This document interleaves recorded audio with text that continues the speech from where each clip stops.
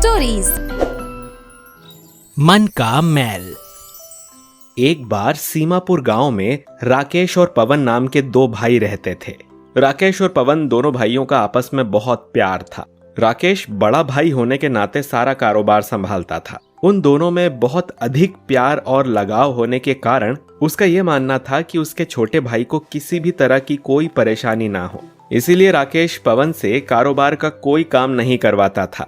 एक दिन उनकी माँ राकेश से कहती है, बेटा, पवन की पढ़ाई पूरी हो गई है, अब उसको भी अपने साथ अपने काम में लगा ले ताकि वो भी कुछ सीख सके और तेरी मदद कर सके। तू कब तक अकेला ही सारा काम करेगा बेटा? हाँ बड़े भैया, अब तो मेरी पढ़ाई भी पूरी हो गई है। अब आगे मुझे क्या करना है मुझे इसका कुछ नहीं पता। आपके हिसाब से अब मुझे क्या करना चाहिए? आप कहें तो आपके साथ ही काम में लग जाऊं। वैसे भी आप अकेले काम करके थक जाते होंगे। अरे, जब मैं सारा कारोबार संभाल रहा हूं तो तुम भला काम क्यों करने लगे? तुम्हें जो चाहिए बस एक बार बोलो और तुम्हारे सामने वो चीज हाजिर हो जाएगी। याद रखना, जब तक तुम्हारा बड़ा भाई तुम्हारे साथ है तुम्हें और किसी भी चीज की जरूरत नहीं है। जो भी चीज चाहिए वो मुझे बता देना। लेकिन भैया, आप ऐसे कब तक अकेले काम करोगे? अरे तू चिंता मत कर, मैं बिल्कुल ठीक हूँ। जब मुझे लगेगा कि मदद चाहिए तो मैं बता दूंगा, लेकिन अभी तू बस मजे कर, बाकी सब मुझ पर छोड़ दे। अच्छा ठीक है, अगर आप इतना ही कह रहे हैं तो मैं आपकी बात मान लेता हूँ। आप दुनिया के सबसे अच्छे भैया हो भी क्यों ना। तुम जो मेरे छोटे भाई हो, बस अपना और माँ का अच्छे से ख्याल रखो। बाकी किसी भी चीज की चिंता करने की कोई जरूरत नहीं है। काम संभालने के लिए तो मैं हूँ ही। तुम घर पर ही रहकर माँ की छोटे मोटे कामों में मदद कर दिया करो। अब इनकी उम्र हो चली है, इन्हें भी हमारी जरूरत है। बस तुम दोनों ऐसे ही खुश रहो, मुझे और कुछ नहीं चाहिए। इसके बाद राकेश अपने काम के लिए चला जाता है और पवन अपनी मौज मस्ती में लग जाता है। उसी शाम खाना खाते हुए, बेटा, भगवान की दया से हमारे पास सब कुछ है। तुम्हारा कारोबार भी ठीक ठाक चल रहा है। बस तुम दोनों की शादी हो जाए तो मानो मैं गंगा जी नहा आती। रूपवती की इस बात पर पवन और राकेश कहते हैं, अरे माँ, तुम हमारी शादी की इतनी चिंता क्यों करती हो? अभी मैं कारोबार के काम से थोड़ा व्यस्त रहता हूँ और पवन की उम्र ही कितनी हुई है, आराम से कर लेंगे। फिर कौन सा हम लोग कहीं भागे जा रहे हैं। हाँ माँ, भैया ठीक तो कह रहे हैं, अभी हमारी शादी की उम्र ही कहाँ है। तुम्हारी बात सही है बेटा, मगर मुझे अपना भरोसा नहीं है। ना जाने कब भगवान अपने पास बुला ले। बस तुम दोनों का घर बसता हुआ देखकर मेरे अंतर मन को शांति मिल जाएगी। फिर आराम से भगवान के पास चली जाऊंगी बिना किसी चिंता के। अरे माँ, तुम ये क्या बोल रही हो? ठीक है, हम आपकी बात मान लेंगे, कर लेंगे शादी, पर कम से कम आप ऐसे तो मत बोलो। रूपवती मन ही मन अपने दोनों बेटों के बीच में प्यार और स्नेह को देखकर बहुत ही खुश होती है। वो सोचती थी कि आज की इस क्रूर दुनिया में मेरे बच्चे कितने समझदार हैं। कभी एक दूसरे से न लड़ाई न झगड़ा, बहुत अच्छे से रहते हैं और एक दूसरे से जान से बढ़कर प्यार करते हैं। भगवान इन्हें किसी की नजर ना लगे, दोनों के बीच हमेशा ऐसा प्यार बना रहे बस। 2 दिन बाद सुबह के वक्त रूपवती अपने बेटे से कहती है, बेटा राकेश और पवन, तुम दोनों मेरी बात ध्यान से सुनो। 2 दिन पहले पंडित जी आए थे। उन्होंने मुझे कुछ सभ्य परिवार से 2-3 रिश्ते बताए हैं। बस आज हम उन्हीं के घर जा रहे हैं। तुम दोनों तैयार हो जाओ और इस बात पर कोई नाटक नहीं सुनूंगी मैं। हाँ बड़े भैया, माँ तो हमारा रिश्ता करवा कर ही मानेंगी। क्यों ना करवाऊं मैं?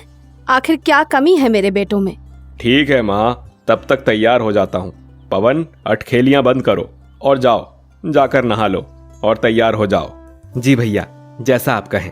जो लड़कियां देखने वो जाते हैं उनको वो पसंद आ जाती है और पवन और राकेश दोनों भाइयों की खूब धूमधाम से शादी भी हो जाती है।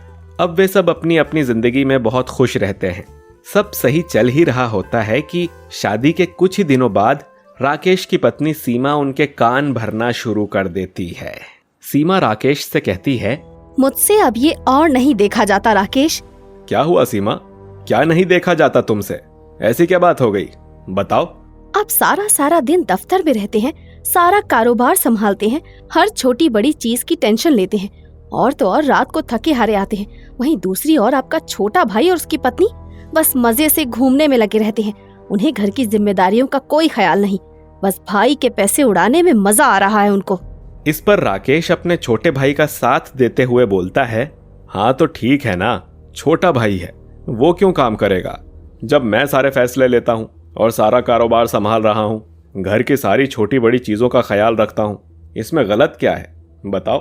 हाँ तो वो आपका छोटा भाई है ना, चलिए मान लिया कि आप कुछ दिनों तक उसका सारा भार संभाल लेंगे, लेकिन जब उनके और हमारे बच्चे होंगे तब का क्या? वो तो ये बात नहीं समझेंगे ना। थोड़े दिन तक तो राकेश सीमा की बातें टालता रहता है, लेकिन सीमा के एक ही बात को बार बार कहने पर उसके दिमाग में भी फर्क आने लगा था। राकेश के मन में भी मैल आने लगता है। ना चाहते हुए भी वो छोटी छोटी बातों पर पवन को सुनाने लगा। अक्सर उनके बीच में छोटी छोटी बातों को लेकर लड़ाई और मनमुटाव होने लगे थे। रूपवती अपनी दोनों बहुओं से कहती है, ये क्या चल रहा है घर में? हो क्या गया है दोनों को? आज से पहले तो दोनों भाई कभी नहीं लड़ते थे, तो अब क्या हुआ है? तुम दोनों के आने के बाद ना जाने क्या हो गया है। मेरे दोनों बच्चे हीरे थे, हीरे। आज तक आपस में एक दूसरे से लड़ना तो दूर, कभी ऊंची आवाज में बात तक नहीं की। एक दूसरे से अपनी जान से भी ज्यादा प्यार करते थे, और अब देखो दोनों का क्या हाल हो गया है। हर छोटी बात पर बहस कर बैठते हैं। इस पर राकेश की पत्नी रूपवती से उल्टा बोलते हुए कहती है, हाँ हाँ, लड़ाई नहीं होगी तो और क्या होगा। एक इंसान बेचारा क्या करे? वो कमा कमा कर मर जाए और दूसरा उसकी कमाई पर ऐश करे। मैंने तो ऐसा कहीं होते हुए नहीं देखा। कोई प्यार व्यार नहीं है, सब बेवकूफ बनाने वाली बातें हैं बस। मेरे पति दिन रात मेहनत करते हैं और उनका छोटा भाई उनके पैसे को हवा में उड़ा रहा है।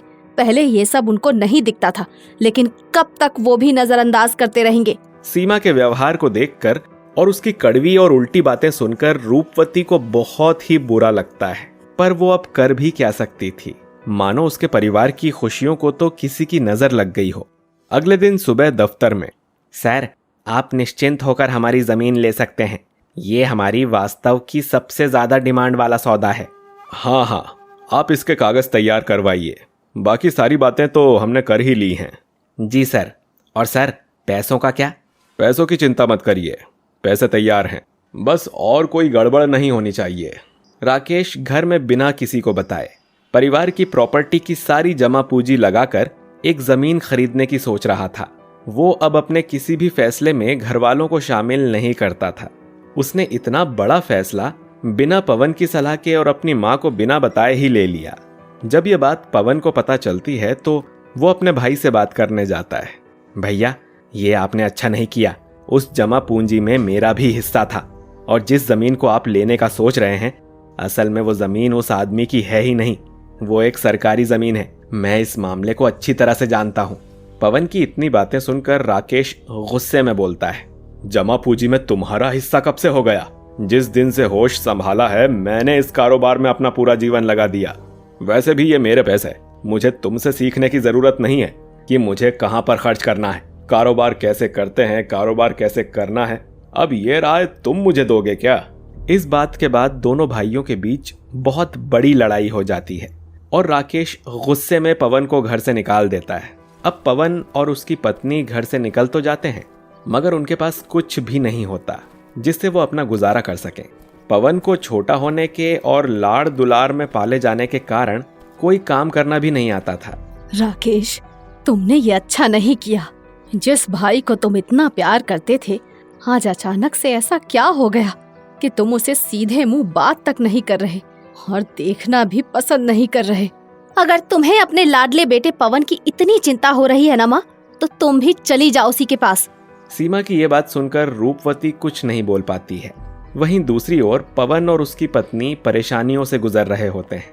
पवन उदास होकर अपनी पत्नी से कहता है, काश मैंने माँ की बात पहले सुन ली होती और राकेश भैया के साथ कारोबार में हाथ बटाया होता तो आज मुझे भी थोड़ा बहुत काम करना आता। लेकिन देखो अब ये क्या हो गया। हम सभी को अपने अपने हिस्से की मेहनत करनी चाहिए, ना जाने कब हमें उसकी जरूरत पड़ जाए। कोई बात नहीं, हम सब कभी न कभी तो शुरुआत करते ही हैं, और अभी भी ज्यादा देर नहीं हुई है जी। अगर हम आज से ही निरंतर मेहनत करें तो देखना वो दिन दूर नहीं कि जब हमारे पास अपना सब कुछ होगा। शुरुआत में पवन मजदूरी और किसानी का काम करके धीरे धीरे अपना खुद का कारोबार कर लेता है अब वे लोग आर्थिक रूप से स्थिर हो गए थे। कुछ ही दिनों में राकेश की पत्नी उनकी माँ को भी अपने घर से निकाल देती है। तब पवन अपनी माँ को भी अपने पास रख लेता है। बेटा, बहुत खुशी हुई है देखकर कि तुम अपने जीवन में आगे बढ़ रहे हो। पता नहीं राकेश के सर पर क्या भूत सवार हो गया है। मुझे तो बस उसकी चिंता लगी रहती है। जब उसका समय आएगा तो उसे भी एक दिन समझ आएगा कि रिश्तों के आगे पैसों का कोई मोल नहीं होता। कोई बात नहीं माँ, भैया भी एक दिन समझ जाएंगे। आप ज्यादा चिंता मत किया करो। हाँ बेटा, भगवान करे अब सब जल्दी से जल्दी ठीक हो जाए बस। इसी बीच प्रॉपर्टी डीलर मोहन राकेश को गलत जमीन बेच देता है और उसका सारा पैसा लेकर भाग जाता है। जैसा कि पवन ने राकेश को बताया था कि वो जमीन मोहन की थी ही नहीं, बल्कि वो जमीन सरकारी थी। अब राकेश ने तो अपनी सारी जमा पूंजी लगा दी थी, तो राकेश के पास गुजारा करने के लिए कुछ नहीं बचता और मजबूरन उसे अपना कारोबार गिरवी रखना पड़ता है। काश कि मैंने अपने भाई की बात सुन ली होती। मेरी ही बुद्धि भ्रष्ट हो गई थी। उसने मेरा आज तक कभी बुरा नहीं चाहा, मेरी कोई बात नहीं टाली। बदले में मैंने क्या किया? पैसे ना होने पर उसे घर से निकाल दिया। अब क्या करें जी, हमारे पास तो कुछ भी नहीं बचा। इसके बाद राकेश और सीमा बहुत ही भारी मन से पवन के पास जाते हैं, लेकिन पवन उनके बिना कुछ कहे सारी बात समझ जाता है और उन्हें अपने साथ रख लेता है। मुझे माफ कर दो पवन, मैंने तुम्हें कितना गलत समझा। मुझे तुमसे बिना सलाह लिए ये सब नहीं करना चाहिए था। घर पर, संपत्ति पर तुम्हारा भी उतना ही हक है जितना मेरा। कोई बात नहीं भैया, आप मेरे लिए आज भी उतने ही मायने रखते हैं जितना पहले रखते थे। गलती हम सबसे होती है। कुछ दिनों बाद पुलिस उस फर्जी प्रॉपर्टी डीलर मोहन को पकड़ लेती है और राकेश का सारा पैसा उसके पास वापस आ जाता है, जिसके बाद वो अपना गिरवी रखा हुआ कारोबार छुड़वा लेता है और फिर से उसके पास सारी संपत्ति आ जाती है। लेकिन इस बार वो अपने छोटे भाई पवन को हर चीज का आधा हिस्सा देता है और हर बात पर उसकी सलाह भी मानता है। अब से हम दोनों में से कोई एक नहीं, बल्कि हम दोनों ही मिलकर कारोबार चलाएंगे। जी भैया। मुझे भी माफ कर दो पवन भैया, मैंने लालच में आकर पता नहीं आप लोगों को कितना बुरा भला सुनाया, लेकिन आप लोगों ने जरूरत पड़ने पर बिना कुछ कहे हमारी इतनी मदद की। हमें माफ कर दो। कोई बात नहीं भाभी, आप मुझसे बड़ी हैं, माफी मत मांगिए। इंसान से गलतियां होती हैं और वो सीखता भी उन्हीं से है। इस मुसीबत ने हमारे परिवार को फिर से जोड़ दिया है और रिश्तों को पहले से भी ज्यादा मजबूत कर दिया है। अब परिवार में सभी को अपनी अपनी सीख मिल चुकी थी और सभी फिर से एक साथ मिलकर हंसी खुशी रहने लगे। दोस्तों, इस कहानी से हमें ये सीख मिलती है कि जब भी इंसान के मन में मैल आता है तो वो अक्सर अपनों को भूल जाता है, लेकिन वक्त एक बार सभी को मौका देता है कि हम अपने मन का मैल साफ कर सकें। जैसे राकेश ने अपने मन का मैल साफ करके सभी के साथ वापस अपना घर बसाया। कहानी अच्छी लगी है तो इस वीडियो को लाइक और शेयर कीजिए और कमेंट करके भी बताइए कि आपको ये कहानी कैसी लगी। मिलते हैं आपसे अगले वीडियो में। धन्यवाद।